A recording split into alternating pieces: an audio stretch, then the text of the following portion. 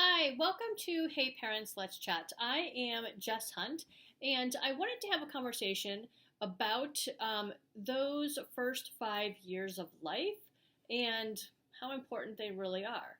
Um, I also wanted to talk about timeframes and whether they're realistic, unrealistic, how much time do we actually have. And this is a bit of an introductory video. And then I'm going to have some follow up videos where I really focus on the individual years, 1 through 5. So that baby year, one, two, three, 4, and 5, and looking at the phases and stages of development that each year shows us, and whether we should have expectations that are a little bit too high, a little bit too low. What if our expectations are unrealistic? And sort of the phases that kids go through that we might not even realize is just a phase. Sometimes I think we as parents, we see our kids go through a phase and we're like, oh my gosh, is this going to be a characteristic because I cannot live like this? And so before you get into freak out mode, there are some things that kids just naturally go through as a phase, which is just their natural part of development. And just as soon as they start to drive us insane, usually that phase sort of disappears. And so we'll talk a little bit about the phases within each year for the first 5 years. And one of the things that I completely underestimated when my kids were little, and of course I was the mom of doing all the reading and watching all the shows and being, as knowledgeable as I possibly could, reading all the resources, looking at the magazines and the books.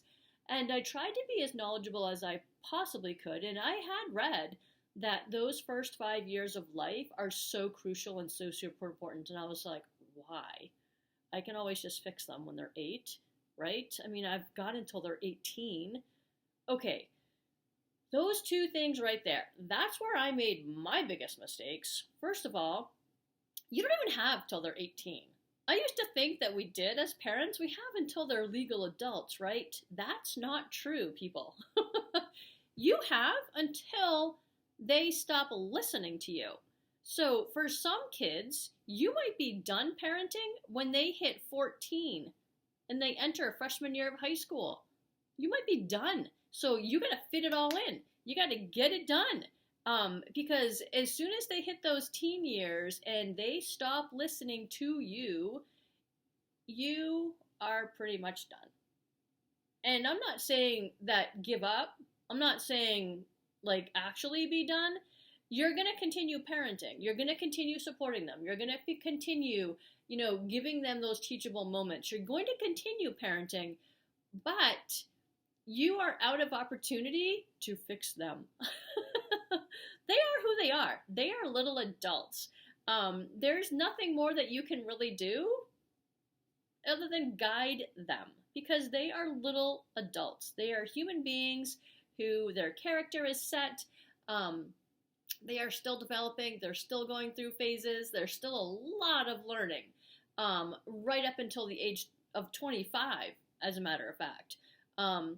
But there's very little that you can do as a parent other than some of the most important things, which are guide them and support them, offer advice.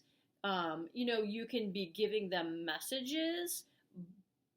They might receive it, they might not. They might absorb it, they might not. Looking back at my children in their, teen years, it's remarkable what they did actually absorb and remember. Some of the things that we might be giving them as messages we think are not sinking in, and they actually are. And so while you might be done with the, heavy parenting, and it becomes different as you guide and support them through those teen years, they are still listening whether they show it or not. They might be showing you that they are not listening because you're an idiot and they know everything. That's just the way it is. But you have to keep going. You have to keep, giving them the messages that you want and keep giving them those teachable moments, keep supporting them and guiding them. But frankly, once they hit their teen years, they kind of will go through their phases and stages, but there's really nothing more that you can do other than guide and support. Give them those teachable moments. Now, when they're younger in those school age years, I used to think, oh, they're 8, I can still fix them. Well, frankly, even then, you kind of can't.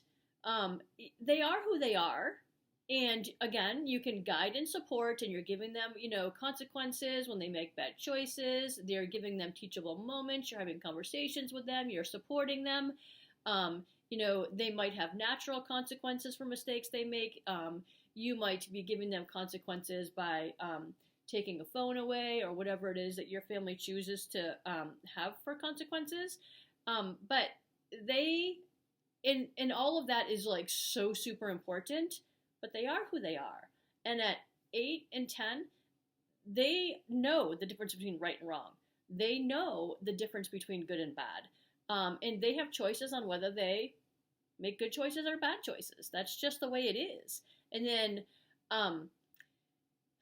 their character and their personality is pretty much set. They might blossom and shine through certain ages, or they might become quieter during certain ages, and that's all normal and natural. Those are just phases they might be going through. But who they are as a person is pretty much already established.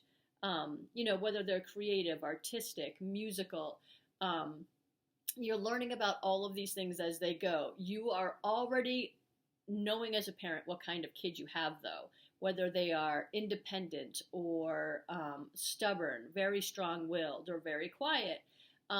Those sort of character traits that are just inherent with them are pretty much already set, and that is just who they are. So getting back to those first 5 years, this is where I underestimated the importance of those first 5 years, because I was thinking, oh, I can just fix them. Well, that's not true.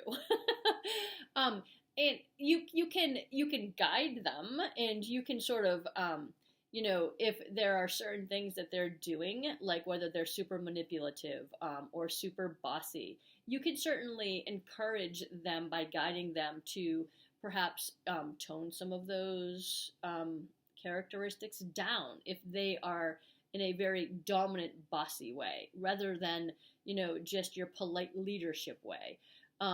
If your child is unkind, you can certainly be guiding them, supporting them in the direction of how to be a kinder human being. But again, their personality and who they are is pretty much already established. And you're just guiding and then supporting them. Now, for those first 5 years, this is where, as I said, I underestimated the importance of these first 5 years. And I'm going to tell you right now that those first 5 years are crucial into making sure that you establish as a parent the values that you want to instill in your children, because this is where they're sponges and they are absorbing every single thing you want to teach them, and you want to take advantage of those moments, and you want to be instilling them, what is fair and unfair, what is good and bad behavior, what is good and bad, and just in general. And so those first 5 years, in my mind, become so super important for you to be, teaching and instilling all of these things within your children as they blossom into their own personalities. And so I wanted to have this conversation because I want parents to know how important these first 5 years are. There are times, and I'm going to put my teacher hat on here, there are times when I'm in a school and I might see young children who are demonstrating characteristics that are just not fabulous. And I'm like, wow, that's really going to be hard to try to adjust to. And some kids might have characteristics where they have a really hard time functioning because they haven't been taught how to have self-control, how to practice self-discipline, how to listen to adults, how to be respectful, how to follow rules, how to have boundaries, all of these things that are so super important in order to function within public society. How to wait in line, how to take turns. There are some kids that were never taught all of those things. They were never taught the values that their parents had for whatever reason. And so they have a really hard time functioning. And so it's really, really hard to then dial back with an 8-year-old or even a 6-year-old who's already developed so many like really bad habits. And so that is why I am really wanting to impress upon people those first 5 years, so crucial. This is your window to really bond with your child and teach them the values that you and your family want to instill in them.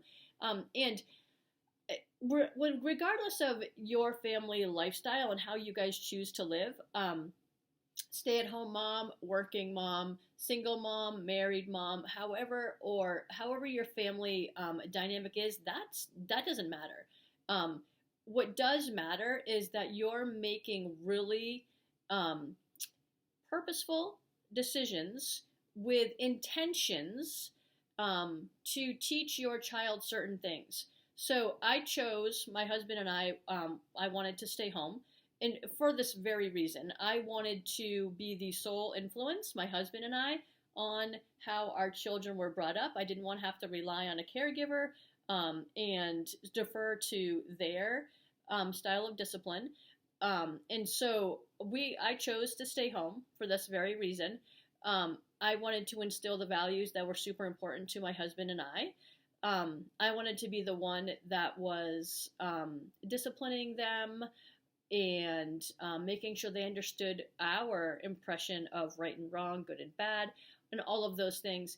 But regardless, let's say you're a working mom or a single mom or dad, and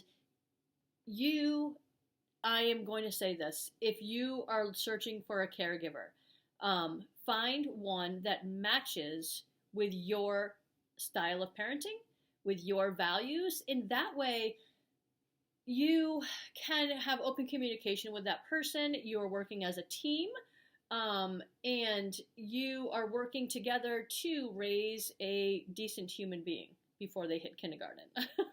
And that way they can function once they get to school. So regardless of whether you're working or stay at home, whether you're a mom or a dad, you need to surround yourself with people, caregivers, that are part of your team that share your family values. Whether you have a grandparent or an aunt or an uncle watching your child while you're working, make sure that they're part of your team and that you're working together. Now, having said all of that, I do want to break down each year, and I'll have follow-up videos. And so I hope that this has left you with a really good impression on how you as a parent can raise your children with intention, purpose. You want to take those first 5 years and you want to instill in them all of the things that you value as important and do it consistently. And if you do that consistently, you will raise a little human being that will be ready to function in public once they go to school, once they grow older. Any phase they might go through, they will have had a built foundation that you have provided them with independence and raising them to be confident children because you believe in them, you've supported them, you have guided them.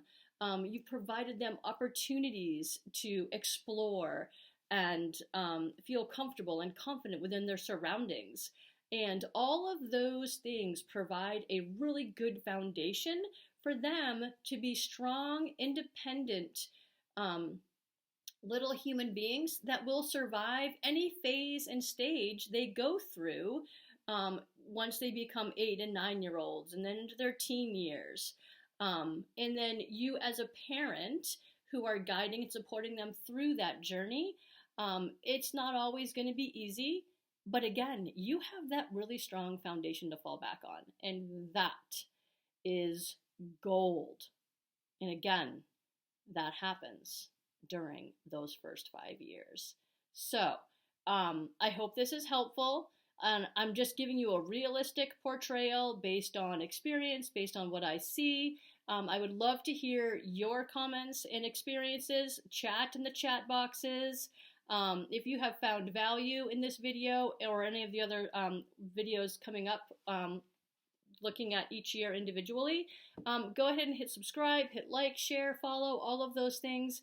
And most importantly, if you have comments, add them, because again, the more we share, the better parents we become, because I do believe that it is we parents who are the experts. So you can also go to heyparentsletschat.com, find our videos there, add your chats to the chat sections, and I appreciate your support. Thanks for watching.